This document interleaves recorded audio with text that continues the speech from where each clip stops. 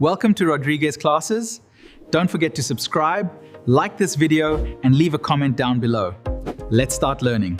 Hello students, तो आज हम करेंगे केमिस्ट्री का न्यूमेरिकल्स पार्ट से शुरू। तो सबसे पहला न्यूमेरिकल पार्ट्स है based on Gay Lussac law and Avogadro's law. तो हम लोग पहले देखेंगे कि ये लॉ क्या बताता है और इसका एप्लीकेशन करके हम लोग न्यूमेरिकल्स कैसे करते हैं। तो सबसे पहले समझते हैं कि गे-लुसाक लॉ है क्या। गे-लुसाक लॉ बोलता है कि when gases react they do so in volumes which bear a simple ratio to one another and to the volume of the gaseous product, provided that all volumes and pressure are at the same temperature and pressure, means all the measurements are done in the same temperature and pressure. तो देखते हैं क्या बोल रहा है पूरा exactly. मतलब जब भी गैसेस रिएक्ट करता है तो उसका जो वॉल्यूम्स रहेगा वो रेशियो में रहेगा और वो सिंपल रेशियो में रहेगा। मतलब 1:2:3 या 2:3:4 या 2:3:5 ऐसे सिंपल नंबर में रहेगा, डेसिमल्स नंबर या फ्रैक्शन में नहीं रहेगा। तो ये चीज बोल रहा है टू वन अदर। और खरी उसका रिएक्टेंट्स नहीं, उसका प्रोडक्ट्स के साथ भी जो रेशियो होगा वो सिंपल रेशियो में होगा। लेकिन कंडीशन डाला है। कंडीशन ये है कि जो टेम्परेचर और प्रेशर होना चाहिए वो सेम होना चाहिए, रिएक्टेंट्स में जो जो गैसेस है और प्रोडक्ट्स में जो जो गैसेस है। तो उसको एक एग्जांपल से देखते हैं। अगर मान लो कि नाइट्रोजन रिएक्ट कर रहा है हाइड्रोजन से, तो हम लोगों को पता है कि अमोनिया मिलेगा यहाँ पर। तो इसको लेकिन पहले बैलेंस करना है। कोई भी रिएक्शन रहेगा पहले उसको बैलेंस करना जरूरी है। तो यहाँ पर हमको बैलेंस करने के लिए हाइड्रोजन 3 है, 2 है, तो एलसीएम 6 होता है। तो इसको हम 3 से मल्टीप्लाई करते हैं तो 6 हाइड्रोजन हो जाता है। और हम यहाँ पर 2 लिखते हैं तो हाइड्रोजन 6 हो जाता है, नाइट्रोजन का 2 है या नाइट्रोजन का 2 है।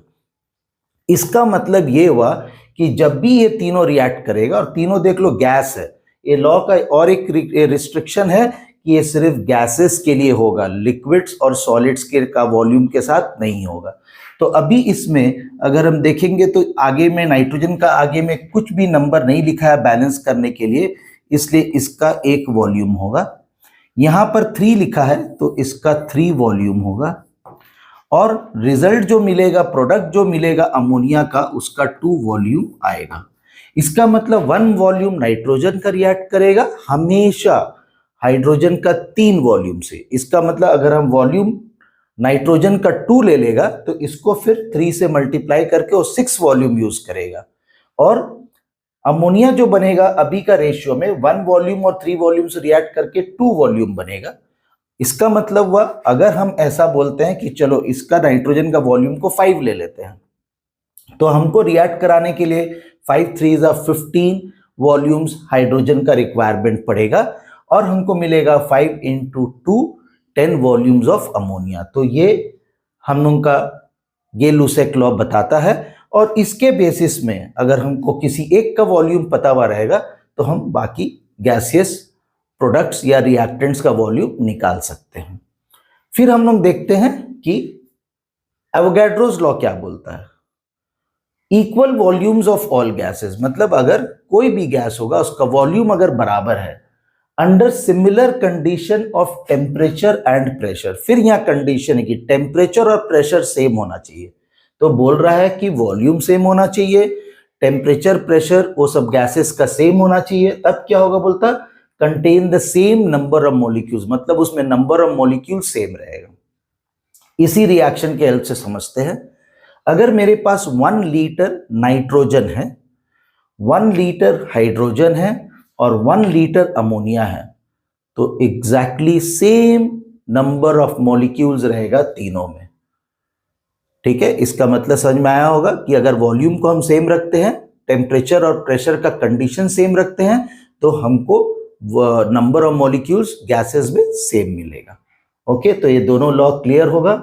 हम लोग जब न्यूमेरिकल्स करेंगे तो हम लोग 9th क्लास में देखे हैं कि किस तरह से गैसेस, टेम्परेचर, प्रेशर और उसका वॉल्यूम रिलेटेड है। तो ये रिलेशनशिप हम लोग को दरकार पड़ेगा। तो पहला मालूम है बॉयल्स लॉ से आया है P1 V1 = P2 V2, P stands for pressure, V for volume. और चार्ल्स लॉ से आया था V1/T1 इक्वल टू V2/T2। तो इसमें प्रेशर कांस्टेंट है इसलिए रिलेशनशिप में नहीं है, इसमें टेम्परेचर कांस्टेंट था बॉयल्स लॉ में। दोनों लॉ को कंबाइन करके हम जिसको बोलते हैं गैस इक्वेशन, तो वो आता है P1V1/T1 इक्वल टू P2V2/T2। अगर टेम्परेचर और प्रेशर अलग रहेगा तो हमको उसको सेम करने के लिए ये रिलेशनशिप का रिक्वायरमेंट होगा।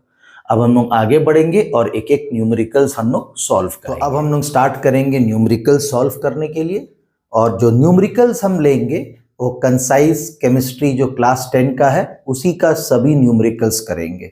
तो सम्स को देख सकते हैं वहां से, हम क्वेश्चन लिखे भी है और फिर हम लोग यहीं से हम एक्सप्लेन करेंगे कि कैसे करना है। तो पहला क्वेश्चन जो आ रहा है बहुत ही आसान सोल्यूशन है इसका। क्वेश्चन देखते हैं। Calculate the volume of oxygen at STP मतलब standard temperature pressure required for the complete combustion of 100 liters of carbon monoxide at the same temperature and pressure। तो कंडीशन दे दिया है, टेम्परेचर प्रेशर सेम है जो गेलुसेक law में जरूरी चीज है। इक्वेशन हम लोग को रिएक्शन जो है दे चुका है, तो इसको अभी हम लोग कैसे करते हैं देखो। पहले हम इस रिएक्शन को लिख देते हैं फिर से।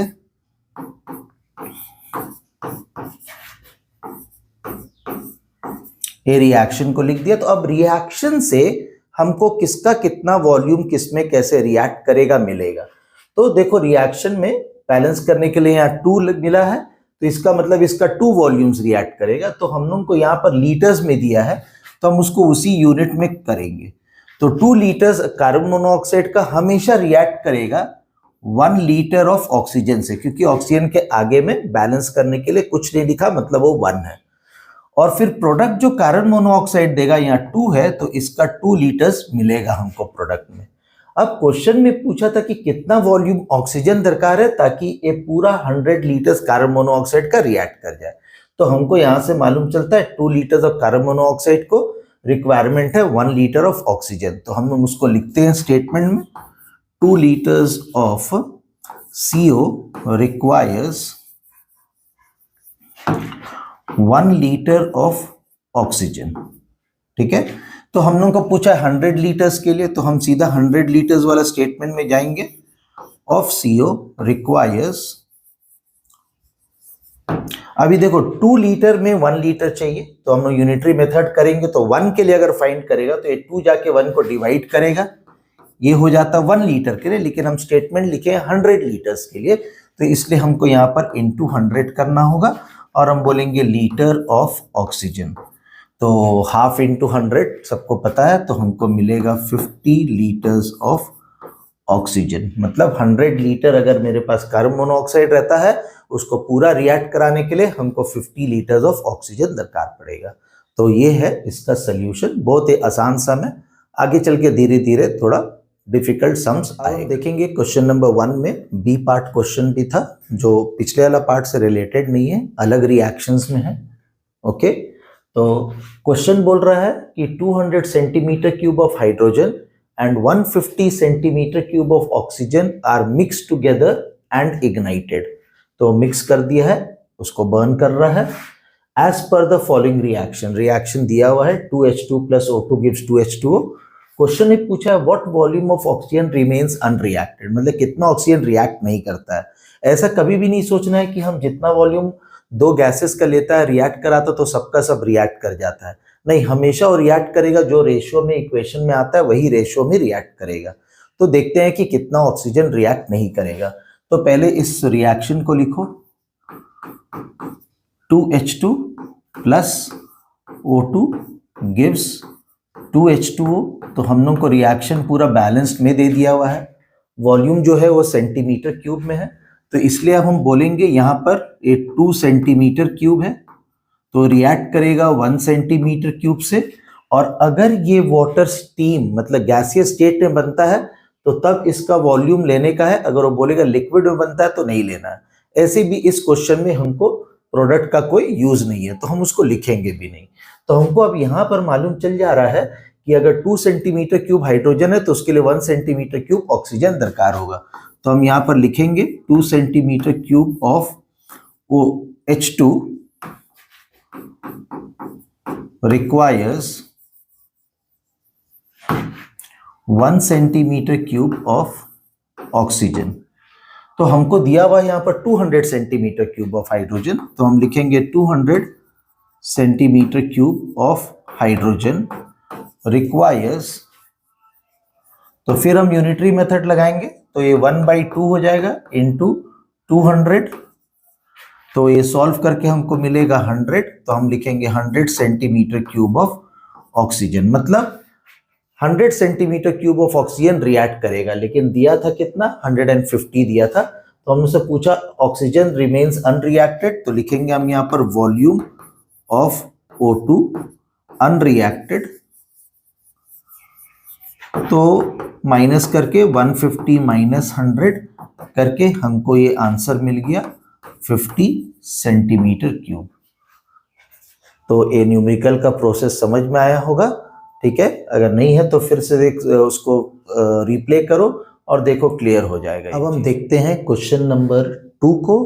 क्वेश्चन इस तरह से है, 24 cc ऑफ मास गैस, मतलब मास गैस मतलब मीथेन है CH4, was mixed with 106 cc of oxygen and then exploded।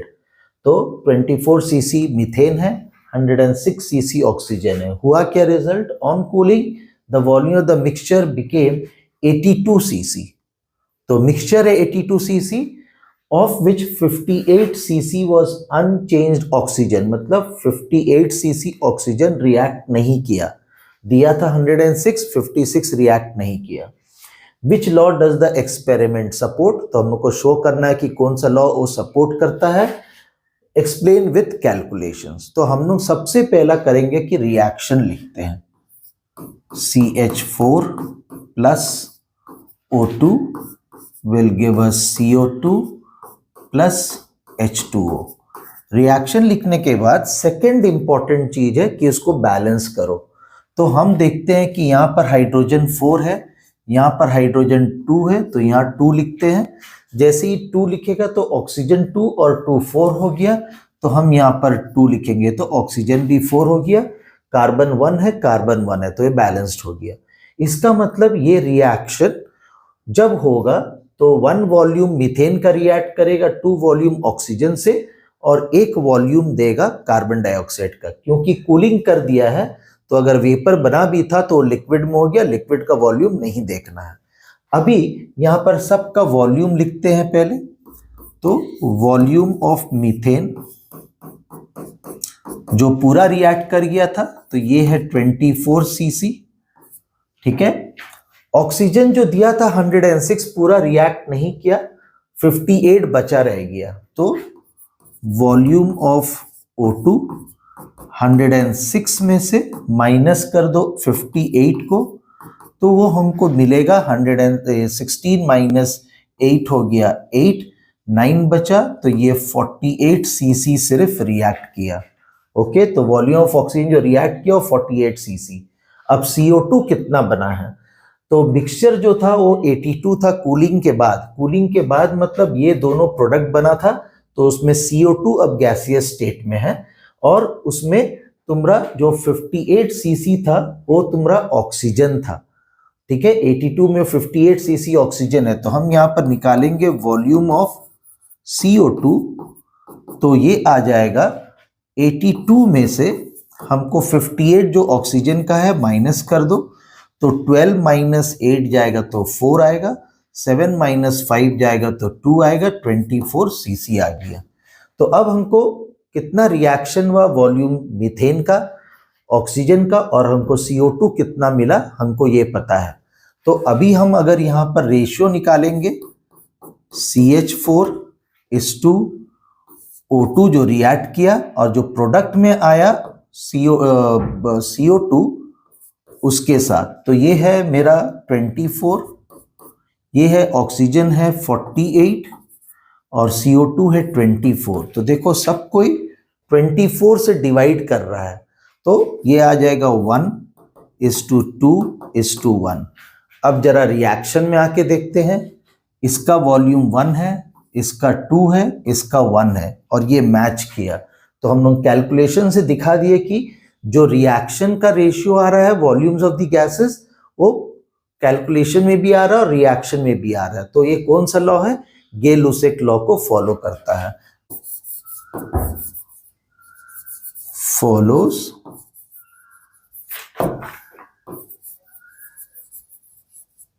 गे-लुसेक्स law.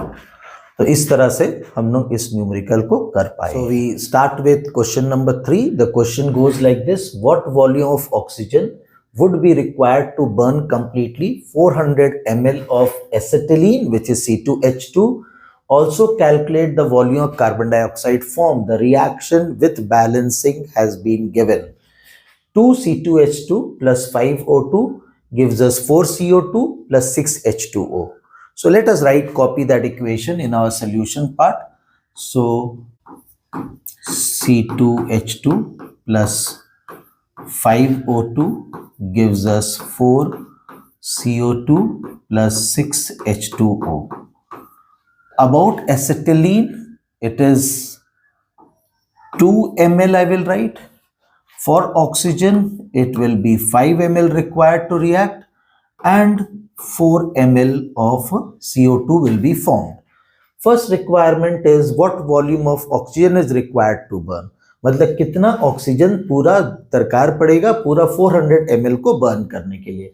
तो अभी हम लोग को मालूम है कि 2 ml को बर्न करने के लिए 5 ml ऑक्सीजन चाहिए। तो हम लिखेंगे 2 ml ऑफ C2H2 requires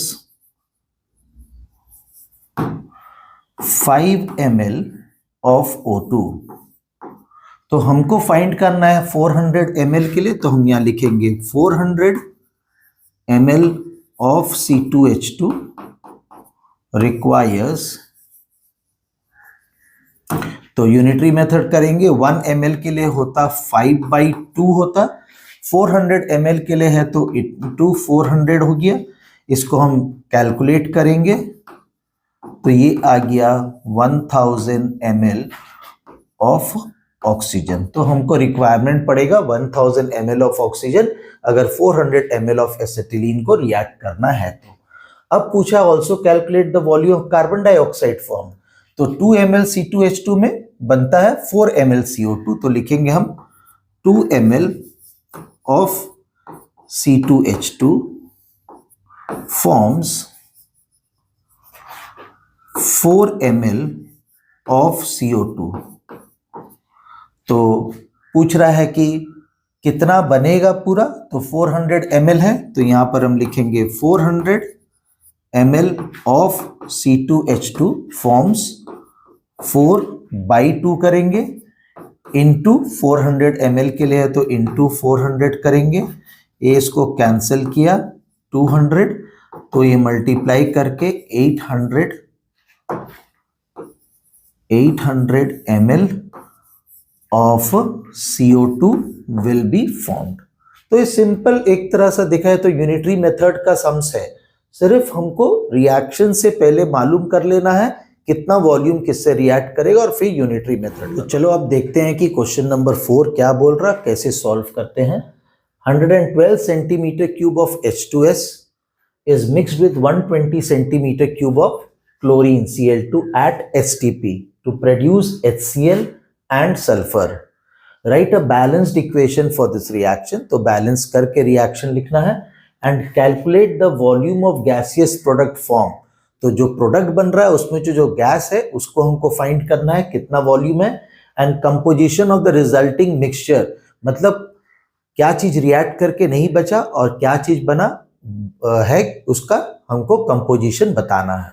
तो सबसे पहला काम करते हैं कि जो पूछा गया है एक बैलेंस्ड रिएक्शन को पहले लिखते हैं।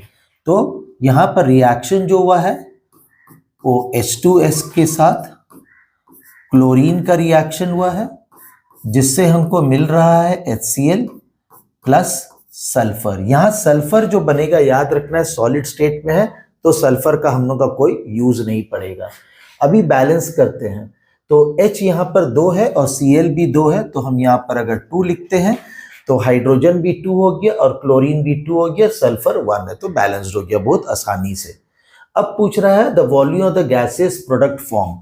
तो यहाँ पर A जो है 1 वॉल्यूम है, A भी 1 वॉल्यूम है, तो सेंटीमीटर क्यूब में है तो हम इसको लिखेंगे 1 सेंटीमीटर क्यूब, तो ये भी रिक्वायर्ड होगा 1 सेंटीमीटर क्यूब का, और बनेगा प्रोडक्ट में 2 centimetre cube of hydrogen chloride gas बनेगा। हमको सल्फर का नहीं देखना है क्योंकि वो गैस नहीं है। ओके, अब पूछा था कि the volume of the gases product form, तो हाइड्रोजन सल्फाइड है और क्लोरीन है। अब हमको यहाँ पर देखना है कि दोनों में कौन पूरा रिएक्ट करेगा। तो देखो रेशियो 1:1 है, इसका मतलब ये हाइड्रोजन सल्फाइड जो है वो 112 है, वो कम है 120 सेंटीमीटर क्यूब से। तो इसका मतलब हाइड्रोजन सल्फाइड पूरा रिएक्ट करेगा। तो इसके हम हाइड्रोजन सल्फाइड को लेके हमको निकालना है कि HCl कितना बन रहा है बोल के। तो हम यहाँ पर लिखेंगे इसको 1 centimetre cube of H2S gives 2 centimetre cube of H2S। तो हम बोले जैसे ये पूरा रिएक्ट कर जाएगा, तो इसलिए हम लिखेंगे यहाँ पर 112 centimetre cube of H2S will give 2/1 into 112। तो ये हमको मिल जाएगा 224 centimetre cube of H2S।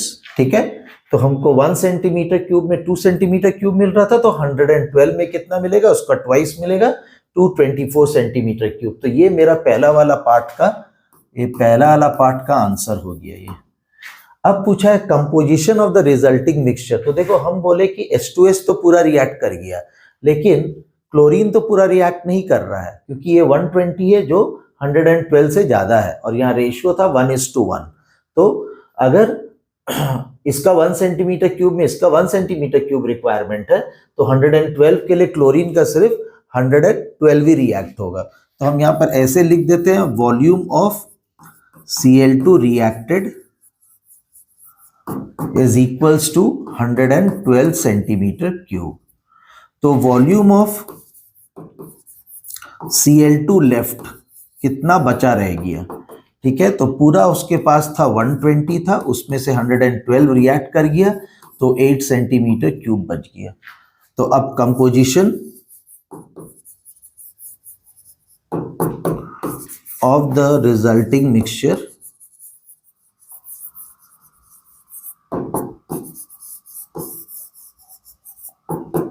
will be equal to 224 centimeter cube of,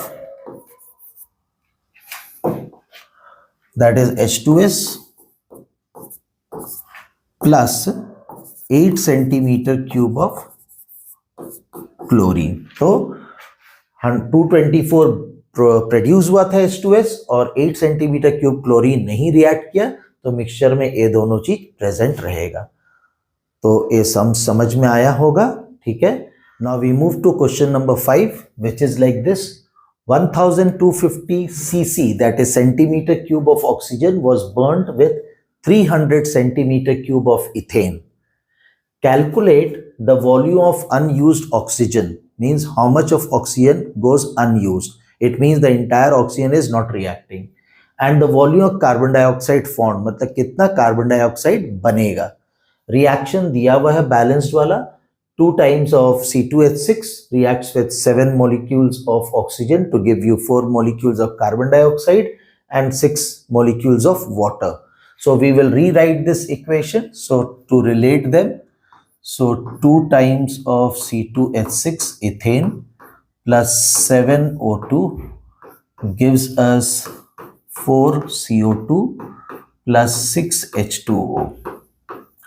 Now we need to know how much of oxygen goes unused, मतलब कितना ऑक्सीजन यूज नहीं हुआ। तो हम पहले निकालेंगे कितना ऑक्सीजन यूज हो रहा है। तो यहां पर 2 cc में 7 cc यूज होता है, तो हम जानेंगे कि 300 cc इथेन कितना यूज करेगा। तो हम यहां पर लिखेंगे 2 centimetre cube of ethane requires 7 centimetre cube of oxygen. तो हमको फाइंड करना है, पहले 300 cc के लिए फाइंड करना है ऑफ इथेन रिक्वायर्स, तो 7/2 करेंगे यूनिटरी मेथड से 1 के लिए निकालने के लिए, और 300 के निकालने के लिए इंटू 300 करेंगे। तो ये कैंसिल आउट हो जाएगा 150, तो हमको मिलेगा 15 7 होता है 105, तो 1050 centimetre cube of O2 react कर जाएगा। लेकिन हमको दिया हुआ था 1250, तो इसका मतलब कितना बचेगा हम निकाल सकते हैं।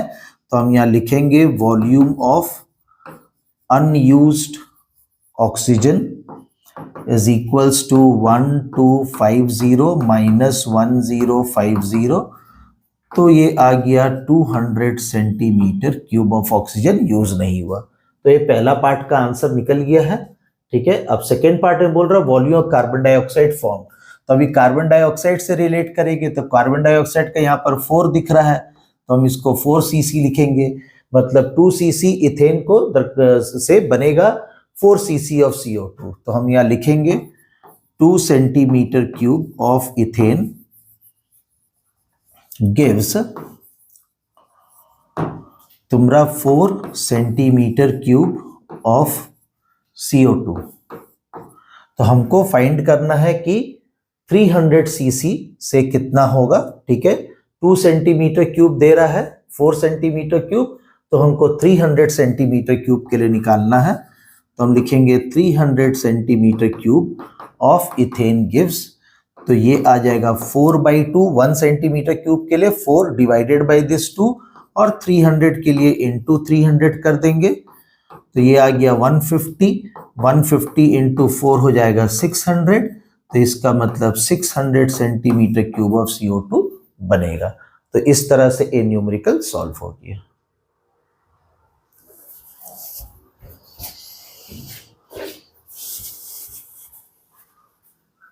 So let us now look at question number 6, a very long question.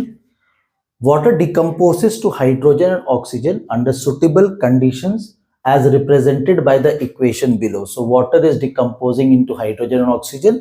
A part says if there is 2500 centimeter cube of hydrogen is produced, what volume of oxygen is liberated at the same time under the same conditions of temperature and pressure. तो जो decompose होकर के बता दिया कि hydrogen कितना बन रहा है, तो ऑक्सीजन निकालना है उसी कंडीशन पर। ऑक्सीजन का वॉल्यूम ए पहले चीज पूछा है। दूसरा चीज पूछा है कि the 2500 centimetre cube of hydrogen is subjected to 2.5 times increase in pressure, temperature remaining constant. तो टेम्परेचर कांस्टेंट है, बॉयल्स लॉ हो गया, तो उसका एप्लीकेशन होगा what volume of hydrogen now occupy, तो अब हाइड्रोजन का वॉल्यूम निकालना पड़ेगा। सी में पूछ रहा है taking the volume of hydrogen calculated in 6b, यहां पर जो आंसर आएगा what changes must be made in Kelvin temperature to return the volume to 2500 centimetre cube, pressure remaining constant. तो यहाँ पर प्रेशर कांस्टेंट है, तो चार्ल्स लॉ लगेगा। तो हम लोग एक एक करके देखेंगे। पहला पार्ट को हम लोग देखते हैं। तो पहला पार्ट से क्लियर है कि 2 सेंटीमीटर क्यूब ऑफ हाइड्रोजन बनता है, तो ऑक्सीजन बनेगा 1 सेंटीमीटर क्यूब। तो क्योंकि यहाँ 2 है, यहाँ पर O2 के साथ 1 है, तो हम लोग यहाँ पर उसी को सबसे पहले लिखेंगे। तो हम लोग बोलेंगे 2 centimetre cube of hydrogen is produced, then O2 produced is equal to 1 centimetre cube. तो अब हम लोग को पूछ रहा है 2500 सेंटीमीटर क्यूब के लिए, तो 2500 centimetre cube of hydrogen is produced, then O2 produced will be equal to 1/2 into 2500। तो 1/2 into 2500 हम लोग कैलकुलेट करो, तो रिड्यूस करके उसको 1250 सेंटीमीटर क्यूब आ जाएगा। तो ये मेरा फर्स्ट आंसर हो गया। अब हम लोग बी पार्ट को देखते हैं, जिसमें लिखा है कि 2500 centimetre cube of hydrogen is subjected to 2.5 times increase in pressure. तो प्रेशर को बढ़ा दिया जा रहा है, टेम्परेचर रिमेनिंग कांस्टेंट। तो अब what will be the volume of hydrogen now. तो हम अभी लेके चलेंगे कि P1 मेरे लिए x है, तो P2 जो हो जाएगा वो x तो रहेगा, इंक्रीज कर रहा है 2.5 टाइम्स, तो 2 1/2 होता है 5/2, तो 5/2 x हो जाएगा। इसको सॉल्व करो तो ये आ जाएगा 7x/2 आ जाएगा। तो ये नया प्रेशर हो गया। वॉल्यूम V1 जो है 2500 सेंटीमीटर क्यूब है और हमको V2 कैलकुलेट करना है। तो हम लिखेंगे P1 V1 is equals to P2 V2, Boyle's law लगा करके। अब इसमें वैल्यू पुट करते हैं, यहाँ पर x, तो V1 के लिए 2500 इक्वल्स टू P2 के लिए 7x/2 और हमको V2 निकालना है। तो दोनों तरफ में x को कैंसिल आउट कर दो, 2 आकर के 2500 से मल्टीप्लाई हो जाएगा, तो ये हो जाएगा 5000, 7 आके डिवाइड कर देगा, तो हम बोलेंगे इतना सेंटीमीटर क्यूब V2 हो गया। तो हमको ए बी का आंसर मिल गया। अब हम लोग देखते हैं कि सी पार्ट में क्या बोल रहा है। Taking the volume of H2 calculated in 6b, मतलब इस वॉल्यूम को लेके what changes must be made in Kelvin temperature. तो केल्विन टेम्परेचर में क्या चेंज लाना पड़ेगा to return the volume to 2500, वापस वॉल्यूम 2500 में चल जाना है, तो टेम्परेचर हमको कितना लाना पड़ेगा। प्रेशर रिमेनिंग कांस्टेंट, तो प्रेशर कांस्टेंट है तो चार्ल्स लॉ लगेगा। तो हम लोग का V1 जो है अभी हो गया है, जो हम लोग को आंसर मिला V2 है, वापस चल जाना है 2500 सेंटीमीटर क्यूब में बोला था, ये वापस आ जाना है, ठीक है। T1 को हम ले लेते हैं यहाँ पर y करके ले लेते हैं, क्योंकि हम x यूज कर लिए तो यहाँ पर y केल्विन ले लेते हैं, ठीक है। तो T2 क्या बोल रहा है कि टेम्परेचर का बारे बोल रहा है, taking what changes is made in Kelvin temperature. तो अभी हम T1 को y लिए हैं, तो हमको T2 कितना होगा ये हमको निकालना है, तो टेम्परेचर में कितना चेंजेस लाना पड़ेगा। तो अभी हम लगाएंगे यहाँ पर V1/T1 इक्वल्स टू V2/T2। तो यहाँ पर हम लिख रहे हैं V1 हो गया 5000/7, तो T1 है मेरे लिए y इक्वल्स टू 2500 और हमको T2 जानना है y के टर्म्स में। तो इसको अगर हमको T2 को निकालना है तो T2 हम यहाँ पर लेके आते हैं, ठीक है। तो ये हो गया T2 यहाँ पर आया 2500 इंटू 7y और डिवाइडेड बाई 5000, तो ये इसको काट देगा 2 टाइम्स, तो 7/2y आ रहा है, ये 7/2y आ रहा है, मतलब जितना केल्विन टेम्परेचर था उसका 3.5 टाइम से बढ़ाना पड़ेगा। तो हम इसको लिखेंगे इंक्रीज बाय 3.5 टाइम्स। तो टेम्परेचर जो भी था कंडीशन में उसका 3.5 टाइम्स बढ़ाएगा तब होगा। तो ये सम्स को अच्छा से क्वेश्चन को पढ़ के ध्यान से इसका सोल्यूशन देखो, रिलेट कर पाएगा कि क्या है इसमें बॉयल्स लॉ और चार्ल्स लॉ भी। अब हम क्वेश्चन नंबर 7 को देखते हैं। क्वेश्चन नंबर 7 बोल रहा है calculate the volume of HCl gas formed, मतलब कितना HCl गैस बनेगा। प्रोडक्ट में देखो HCl है, एंड क्लोरीन गैस रिक्वायर्ड, मतलब कितना क्लोरीन गैस दरकार पड़ेगा। When 40 ml of methane, ये मीथेन है, 40 ml of methane reacts completely with chlorine at STP, पूरा का पूरा रिएक्शन हो रहा है, तो कितना मिलेगा बोल करके। तो अभी अगर हम लोग देखेंगे मीथेन का 1 वॉल्यूम अगर है तो HCl का 2 वॉल्यूम है, इसका मतलब हम लिखेंगे यहाँ पर 1 ml of methane is required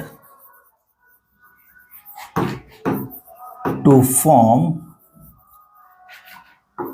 2 ml of HCl, ठीक है। तो अगर हमको 1 ml CH4 दरकार पड़ेगा, अगर 2 ml of HCl बनना है तो हमको 40 ml दिया हुआ है, तो 40 ml of CH4 is required to form 2 यहाँ पर 1 है, by 1 into 40, so that is equals to 80 ml of HCl। तो ये पहला वाला पार्ट बन गया, बहुत ही डायरेक्ट सिंपल सा सम्स है। सेकेंड पार्ट भी उसमें जो कितना क्लोरीन गैस रिक्वायर्ड पड़ेगा ये भी सेम ढंग से बनेगा। तो देखो 1 ml, ये 1 है तो यहाँ 2 है, इसका मतलब 1 ml मीथेन रिक्वायर पड़ेगा तो 2 ml क्लोरीन का रिक्वायरमेंट होगा। ओके, तो हमको पूछेगा 40 ml के लिए कितना होगा, तो सेम ढंग से लिखाएगा 1 ml of CH4 requires 2 ml of chlorine. So 40 ml of methane requires 2/1, क्योंकि यहाँ पर 1 के लिए 2 है तो 2/1 into 40 that is equals to 80 ml of chlorine. तो ये बहुत ही डायरेक्ट सिंपल सा एकदम न्यूमेरिकल था जो सबको आसानी से समझ में आया होगा। अब हम देखते हैं क्वेश्चन नंबर 8 में। क्वेश्चन नंबर 8 इस तरह सा है, what volume of propane is burn for every 500 centimetre cube of air used. यहाँ ध्यान रखना एयर यूज्ड है, okay, in the reaction under the same conditions. तो यहाँ पर एयर के बारे में बोल रहा है, 500 centimetre cube of air use होगा, रिएक्शन में ऑक्सीजन है। सबको पता है कि एयर में 1/5 ऑक्सीजन है, तो इसमें जो रिएक्शन के लिए है उसमें 500 सेंटीमीटर क्यूब ऑक्सीजन नहीं है, उसमें उसका 1/5 जो होगा वो है तुम्हारा ऑक्सीजन का वॉल्यूम। तो पहले हमको जानना पड़ेगा कि ऑक्सीजन कितना है, ठीक है। तो हम यहां पर लिखेंगे पहले volume of O2 in 500 centimetre cube of air is equals to 1/5 into 500, तो that gives me 100 centimetre cube. तो वॉल्यूम ऑफ ऑक्सीजन जो है उसमें सिर्फ 100 सेंटीमीटर क्यूब है। अब रिएक्शन को देखो, प्रोपेन ये यहाँ पर है C3H8, तो यहाँ पर 1 है लेकिन यहाँ पर ऑक्सीजन के साथ 5 है। इसका मतलब अगर 5 सेंटीमीटर क्यूब ऑफ ऑक्सीजन होगा तो हमको उसको रिएक्ट करने के लिए 1 सेंटीमीटर क्यूब ऑफ प्रोपेन दरकार पड़ेगा, ठीक है। तो हम लोग उसको पहला लिखेंगे, सो 5 centimetre cube of oxygen requires 1 centimetre cube of propane that is C3H8। हमको जानना है कि 100 सेंटीमीटर क्यूब ऑक्सीजन है, 500 सेंटीमीटर क्यूब तो एयर है, उसमें ऑक्सीजन अवेलेबल है 100 सेंटीमीटर क्यूब। तो अब हम जानेंगे कि 100 सेंटीमीटर क्यूब ऑफ ऑक्सीजन कितना रिक्वायर करेगा। ये यहाँ पर 1 है तो इधर 5 है, तो 1 सेंटीमीटर क्यूब के लिए 1/5 हुआ, तो 100 सेंटीमीटर क्यूब के लिए इंटू 100 होगा। तो इसको हम रिड्यूस करेंगे तो हमको मिल जाएगा 20 centimetre cube of propane require होगा। अगर 500 सेंटीमीटर क्यूब ऑफ एयर लेते हैं तो उसमें हम लोग उसका सिर्फ 20 सेंटीमीटर क्यूब ऑफ प्रोपेन से रिएक्शन हो जाएगा। तो ये भी काफ़ी ही इजी वाला न्यूमेरिकल था। अब हम शुरू करते हैं क्वेश्चन नंबर 9। तो क्वेश्चन बोल रहा है 450 centimetre cube of nitrogen monoxide and 200 centimetre cube of oxygen are mixed together and ignited. तो दोनों को मिक्स करके बर्न कर रहा है। Calculate the composition of the resulting mixture. जो रिजल्टिंग मिक्सचर होगा उसका कंपोजिशन जब भी ऐसा रहता है तो ये ध्यान रखना है कि क्वाइट पॉसिबल है कि दोनों रिएक्टेंट में से एक पूरा का पूरा रिएक्ट नहीं करेगा, तो हमको वो चीज़ का ध्यान रखना बहुत जरूरी है। तो हमको ये चीज़ फाइंड करना होगा, जो प्रोडक्ट बन रहा हो तो रहेगा ही मिक्सचर में। तो अभी देखो यहाँ पर नाइट्रोजन मोनोऑक्साइड का 2 वॉल्यूम रहता है तो ऑक्सीजन का 1 वॉल्यूम रहता है। यहाँ पर नाइट्रोजन मोनोऑक्साइड 450 दिया और एक 200 दिया हुआ है, तो ऑक्सीजन जो है इसका मतलब पूरा रिएक्ट हो जाएगा, क्योंकि ऑक्सीजन का 1 वॉल्यूम में इसका 2 वॉल्यूम होता है। यहाँ पर 200 है तो उसका ट्वाइस से ज़्यादा है ये, इसका मतलब नाइट्रोजन मोनोऑक्साइड कुछ बचा हुआ रह जाएगा। तो हम पहले निकालेंगे कितना नाइट्रोजन मोनोऑक्साइड रिएक्ट कर जाता है, ठीक है। तो ऑक्सीजन का वॉल्यूम 1 है, तो हम लिखेंगे यहाँ पर 1 centimetre cube of oxygen reacts with 2 centimetre cube of nitrogen monoxide. तो हमको यहां पर 200 सेंटीमीटर क्यूब ऑफ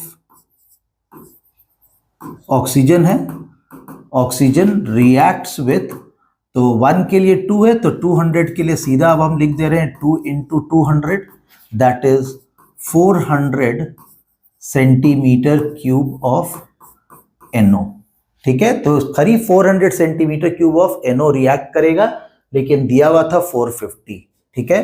तो इसका मतलब 450 माइनस 400, 50 जो आएगा वो रिजल्टिंग मिक्सचर में अनरिएक्टेड NO बचा हुआ रहेगा।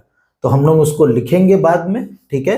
रिजल्ट कंपोजिशन लिखते समय अब हम लोग निकाल लेते हैं कि कितना NO2 बनेगा। एक यूनिट मतलब एक वॉल्यूम ऑक्सीजन के लिए 2 वॉल्यूम बन रहा है, तो हम लिखेंगे 1 centimetre cube of oxygen forms 2 centimetre cube of NO2। तो अब फाइंड आउट करेंगे कि 200 सेंटीमीटर क्यूब ऑक्सीजन कितना बनाएगा। तो ये फिर कैलकुलेशन मेंटली हो ही गया होगा। Forms 2 into 200 that is 400 centimetre cube of NO2। तो NO2 बन गया 400 सेंटीमीटर क्यूब, रिजल्टिंग मिक्सचर में रहेगा। तो अभी composition of resulting mixture,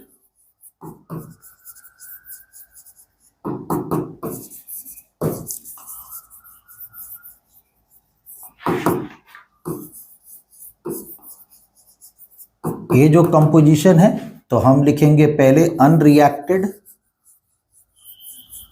unreacted NO कितना हो गया, पूरा था 450, रिएक्ट किया करीब 400 निकला था यहाँ पर, तो ये रह गया 50 सेंटीमीटर क्यूब रह गया रिजल्टिंग मिक्सचर में। और जो प्रोडक्ट बना, ठीक है, प्रोड्यूस्ड NO2 जो बना वो तो निकला था वहां पर 400 centimetre cube.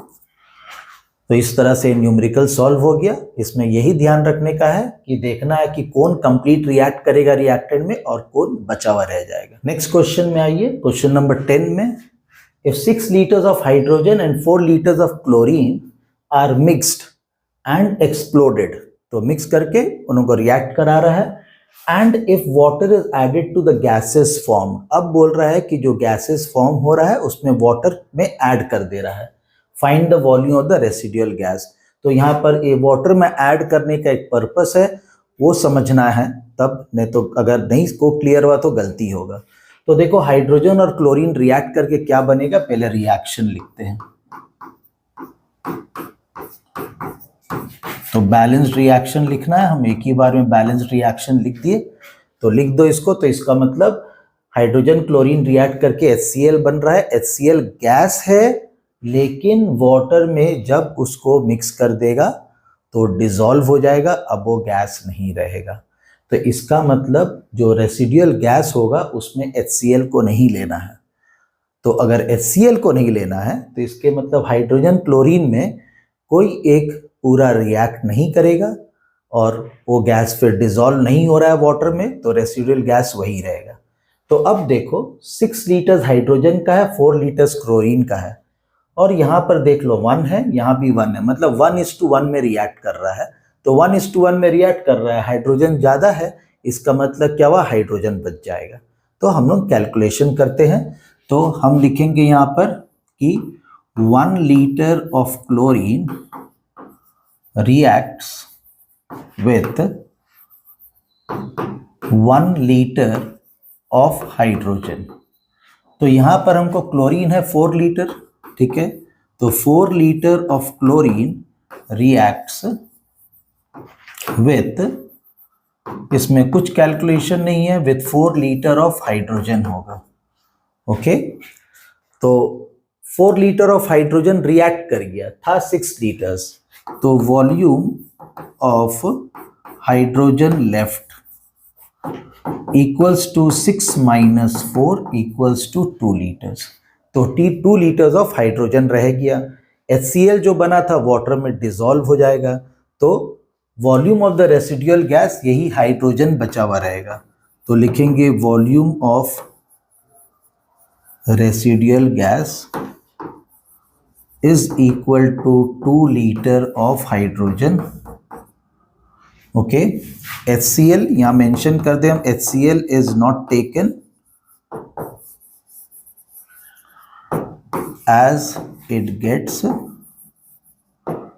dissolved in water to form acid। तो ये तो एसिड बन गया, लिक्विड हो गया। यहाँ पर हम लोग को लिक्विड को कंसीडर वॉल्यूम नहीं करना है, ओनली गैसियस वॉल्यूम है। तो ये सम्स सबको समझ आया होगा। और अगर ये वीडियो अच्छा लग रहा है तो जरूर याद रखो कि चैनल को जाके सब्सक्राइब करने के लिए। अब हम देखते हैं कि क्वेश्चन नंबर 11 क्या बताना चाह रहा है, क्या करना पड़ेगा इसके लिए। बोल रहा अमोनिया में be oxidised to nitrogen monoxide in the presence of a catalyst according to the following equation. तो इक्वेशन देखो, 4NH3 reacts with 5O2 to give 4NO plus 6H2O। ठीक है, ये रिएक्शन है। बोल रहा है 27 लीटर्स ऑफ रिएक्टेंट्स। अब यही समझना है ध्यान से, 27 लीटर्स ऑफ रिएक्टेंट्स का मतलब है अमोनिया और ऑक्सीजन मिल के 27 लीटर्स है। अब पूछ रहा है कि ये पूरा are consumed, what volume of nitrogen monoxide is produced at the same temperature and pressure. तो ये कंडीशन रखा है, मतलब गेल-लुसाक लॉ तो यूज होगा ही, लेकिन हमको ध्यान देना है कि किसका दिया है वॉल्यूम। ये दिया है वॉल्यूम हम लोगों को रिएक्टेंट्स का, मतलब अमोनिया और ऑक्सीजन का मिक्सचर का। तो अमोनिया का यहाँ 4 वॉल्यूम है, ऑक्सीजन का 5 वॉल्यूम है, तो पूरा रिएक्टेंट्स का वॉल्यूम हो गया है यहाँ पर 4 + 5 9। ठीक है, तो हम यहाँ पर लिखेंगे अब volume of reactants is equals to 4 + 5 that is equals to 9, क्योंकि यहाँ पर लीटर्स में है तो अब इसको हम बोलेंगे लीटर में। तो अब हम इस तरह से चलेंगे कि 9 litres of reactants gives 4 litre of NO। ठीक है, तो अब हमको जानना है 27 लीटर्स के लिए। तो 27 litres of reactants gives 4 divided by 9, और 27 के लिए निकालना है बोल के इंटू 27। तो ये रिड्यूस करो, 9 3 4 3 12, तो 12 लीटर्स ऑफ NO हमको मिलेगा। ये सम बन गया। हमको ये रिक्वायरमेंट नहीं करना पड़ा कि अलग से अमोनिया कितना है 27 लीटर्स में, ऑक्सीजन कितना है, वो हम निकाल सकते थे और फिर अमोनिया या ऑक्सीजन को लेके हम सम्स करते। लेकिन क्यों करें, 27 लीटर्स जब दिया है रिएक्टेंट्स का वॉल्यूम यहाँ पता चल रहा है, उसी से करना आसान पड़ा। So let us see this question number 12. The question is like this: a mixture of hydrogen and chlorine occupying 36 centimeter cube was exploded। मतलब एक मिक्सचर है जिसमें सिर्फ हाइड्रोजन और क्लोरीन है, दोनों मिला के 36 सेंटीमीटर क्यूब है। On shaking it with water, so after explosion done means reaction done, it is shaken with water and 4 centimetre cube of hydrogen was left behind. It means 4 centimetre cube of hydrogen react नहीं किया। Find the composition of the initial mixture, मतलब ये 36 centimetre cube में कितना hydrogen और कितना chlorine है। तो हम लोग इसका रिएक्शन पहले लिखेंगे, H2 + Cl2 gives 2HCl। ये इसका बैलेंस्ड रिएक्शन हो गया। तो हाइड्रोजन और क्लोरीन देख लो 1:1 में रिएक्ट करेगा। ठीक है, तो ये नहीं सोचना है कि 1:1 में तो 36 का दोनों आधा हो जाएगा, 18 हो जाएगा, ऐसा नहीं होगा। क्यों, 4 centimetre cube of hydrogen react नहीं किया। तो 4 सेंटीमीटर क्यूब नहीं रिएक्ट करने के बाद 1:1 में रिएक्शन हुआ, तो हम लोग पहले दिखेंगे, फाइंड आउट कर लेंगे कितना रिएक्शन हुआ बोल के, ठीक है। So volume of mixture reacted, तो 36 में जो 4 सेंटीमीटर है क्यूब है रिएक्ट नहीं किया, तो ये हो गया 32 सेंटीमीटर क्यूब। अब ये 32 सेंटीमीटर क्यूब में जो हाइड्रोजन और क्लोरीन है वो रिएक्ट किया 1:1 में, क्योंकि यहाँ 1 वॉल्यूम है, यहाँ पर भी 1 वॉल्यूम है। तो अब क्लियर हो गया होगा कि दोनों का आधा आधा रिएक्ट करेगा, मतलब 16 सेंटीमीटर क्यूब हाइड्रोजन रिएक्ट किया और 16 सेंटीमीटर क्यूब क्लोरीन रिएक्ट किया। तो हम यहाँ पर लिख लेंगे कि volume of hydrogen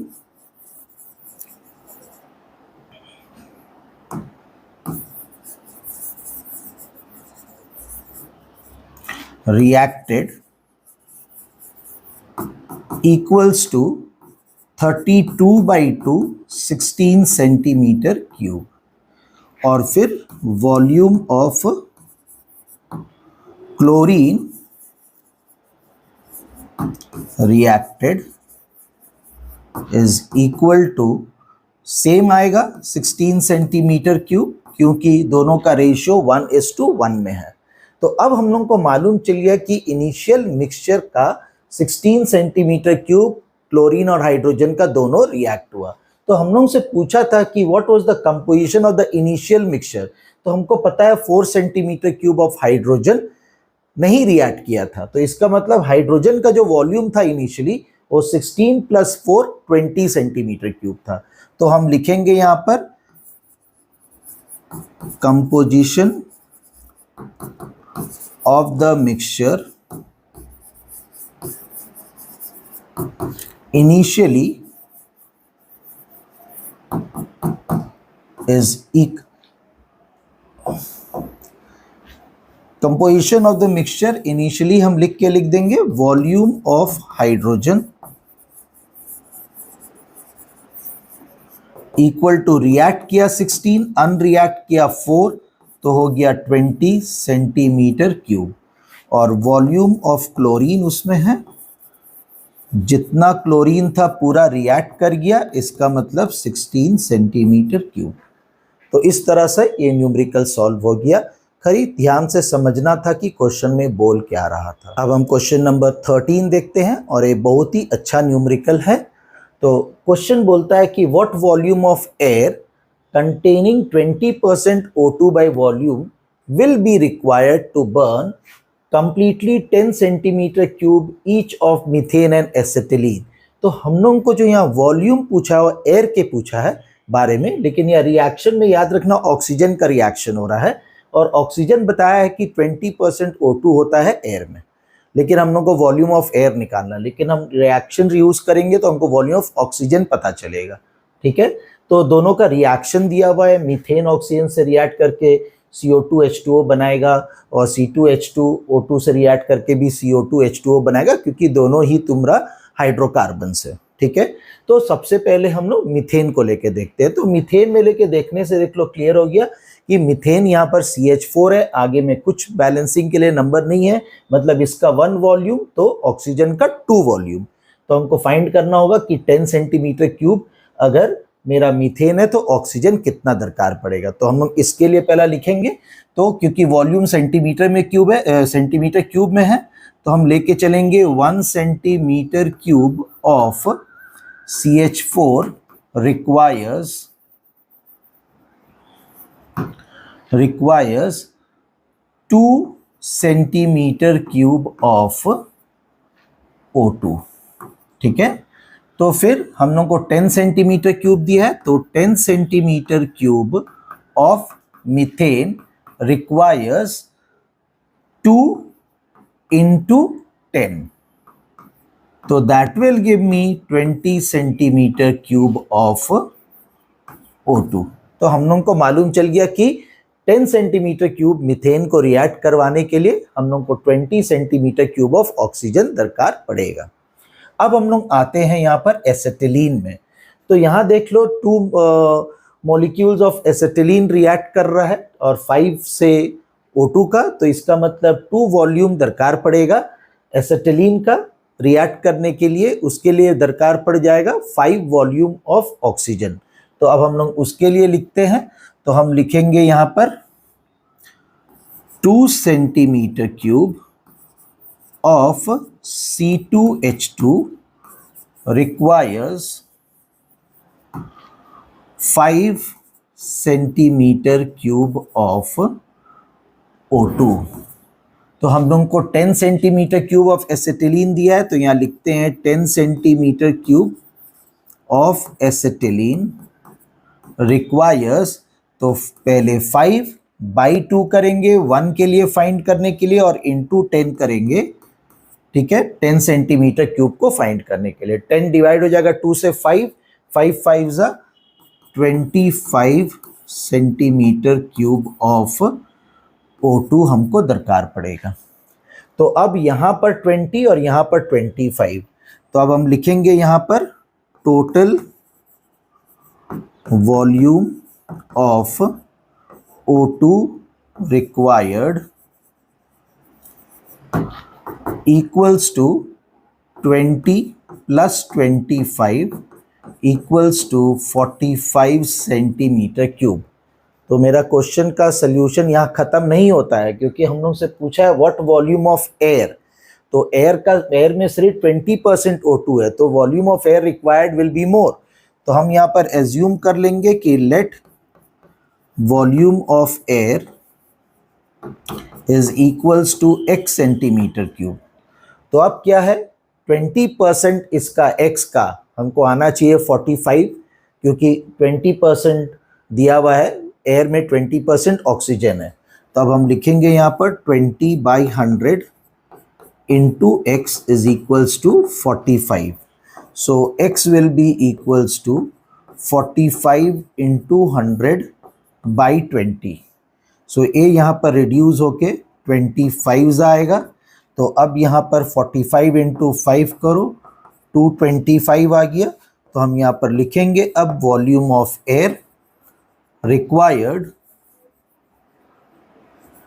equals to 225 centimetre cube. तो इसमें ध्यान रखना है कि ऑक्सीजन निकाल के नहीं छोड़ना है, वॉल्यूम ऑफ एयर पूछा है तो इस तरह से वॉल्यूम ऑफ एयर को निकालना है। अब हम पहुंचते हैं क्वेश्चन नंबर 14 में। क्वेश्चन इस तरह से है, LPG has 60% propane and 40% butane. तो LPG का कंपोजिशन बताया है यहाँ पर। 10 litres of this mixture is burn. अब इसका LPG का 10 लीटर्स लेता है, उसको बर्न करता है। Calculate the volume of carbon dioxide added to the atmosphere, मतलब कितना कार्बन डाइऑक्साइड ऐड होगा एटमॉस्फेयर में।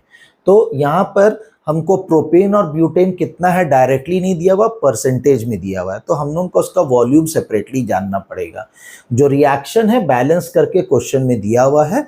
अब हम लोग इसका सोल्यूशन निकालने के लिए सबसे पहले वॉल्यूम ऑफ तुम्हारा प्रोपेन और ब्यूटेन कितना है निकाल लेंगे LPG में। तो सबसे पहले अब हम लोग लिखेंगे वॉल्यूम ऑफ प्रोपेन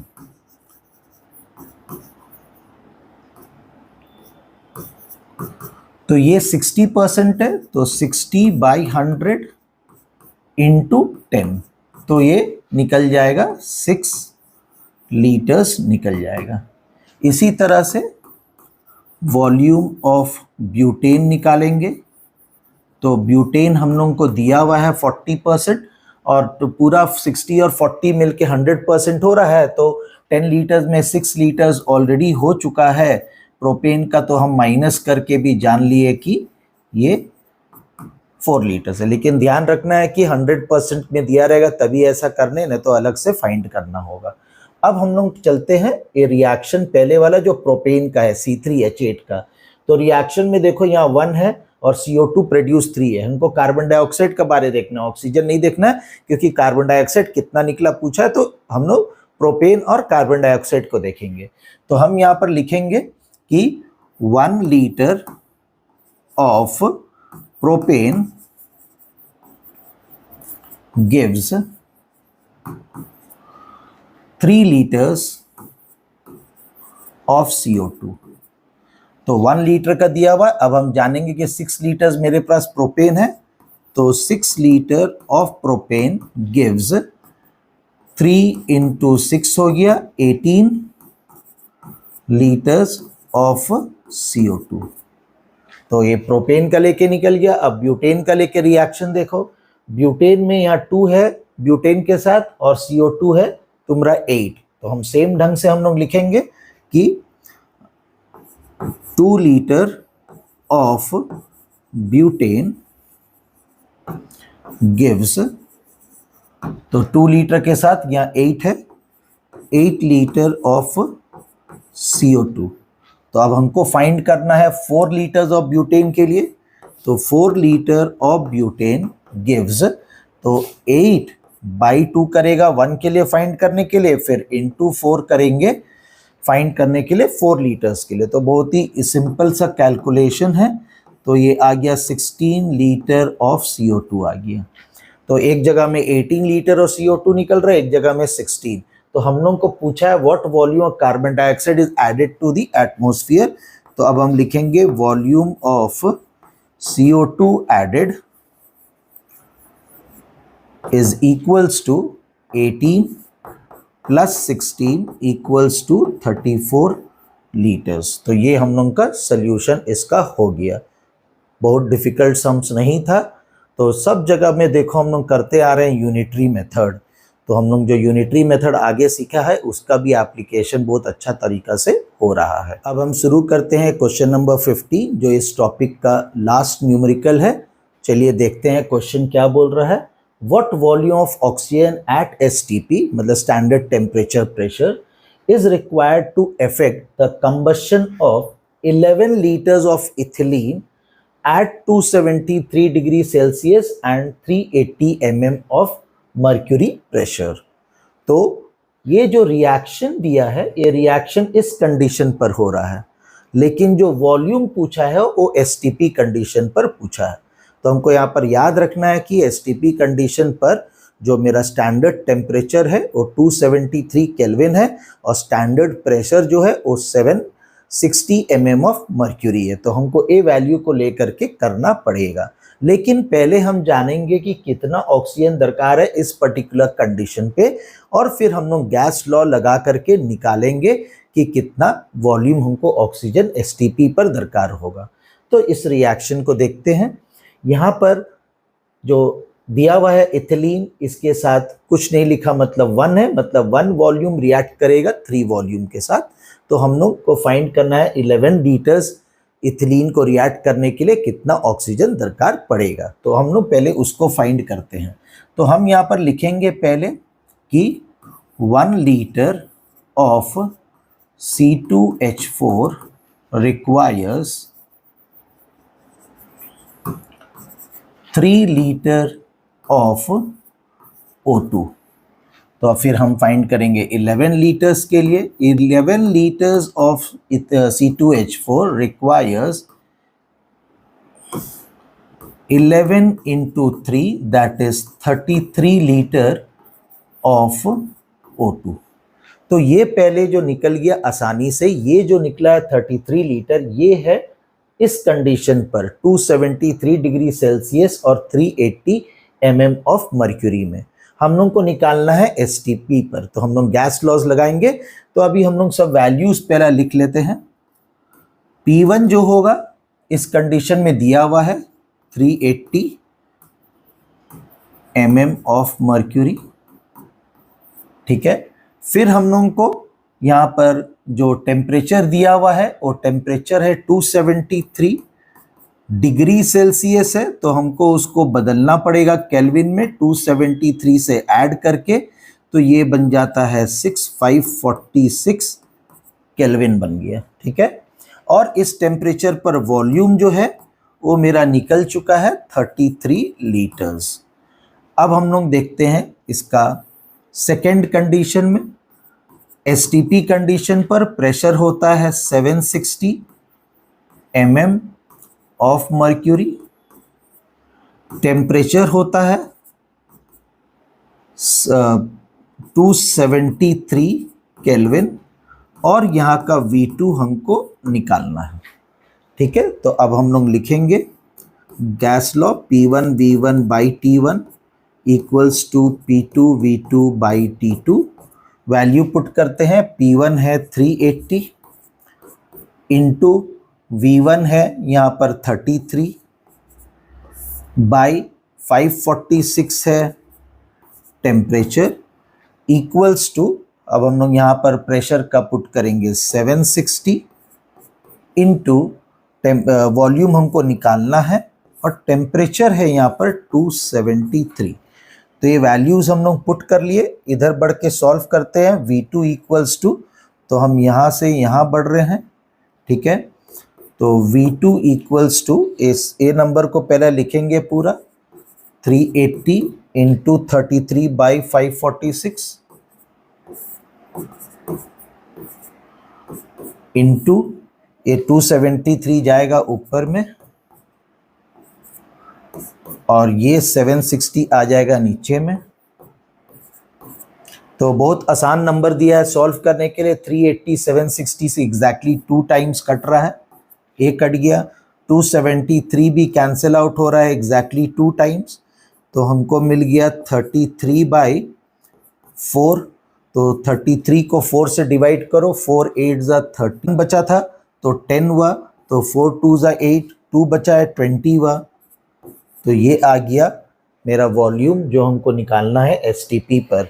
तो वॉल्यूम ऑफ हम लोग निकाल रहे हैं, पूछा था ऑक्सीजन, तो volume of OTP at STP is equals to 8.25 litres.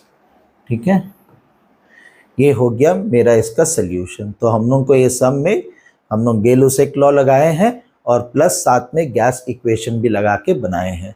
इस तरह से ये पूरा टॉपिक गेल-लेसक लॉ का जितना न्यूमेरिकल्स है ख़त्म होता है। आपको ज़रूर समझ में आया होगा जो हम इसमें समझाए हैं। तो अगर आपको ये पसंद आया है तो फिर से हम बोलेंगे कि आप इस चैनल को सब्सक्राइब कीजिए, वीडियो को लाइक कीजिए, इस पर कमेंट कीजिए। अब तैयार रहिएगा नेक्स्ट वीडियो के लिए।